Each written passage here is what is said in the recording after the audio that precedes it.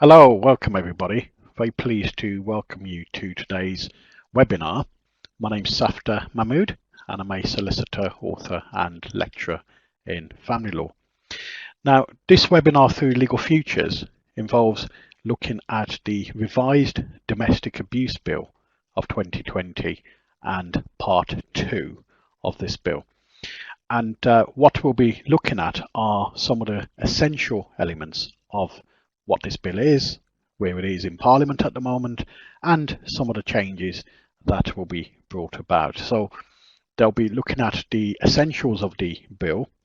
We'll be looking at some of the changes to the definition of domestic abuse brought about by this to incorporate new definitions. We'll see how this bill will change matters insofar as children are concerned specifically,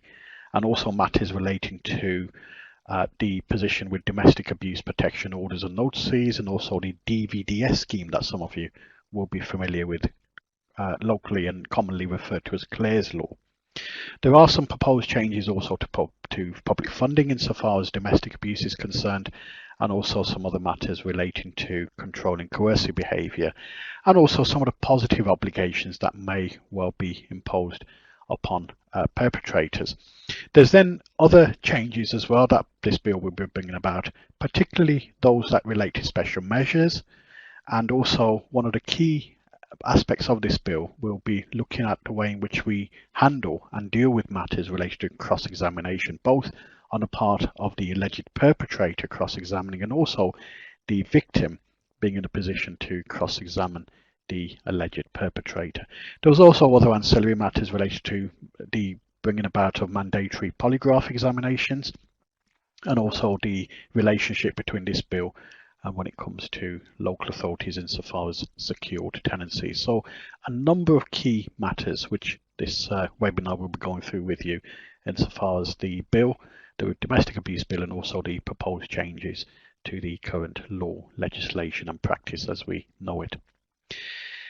Now, first thing that I wanted to discuss with you insofar as this revised bill is concerned is this webinar does very much tie in with the first part, which you will have seen, and I spent time on the first part of this two-session webinar looking at some of the nuts and bolts of the current legislation as we know it. So we spent time looking at the position with the Family Law Act of 1996, non-molestation orders, occupation orders, how they work, the breadth of those in terms of drafting, and matters relating to the guidance by the President insofar as return dates and without notice hearings, and also the difficulties surrounding enforcement when it comes to both criminal and civil matters.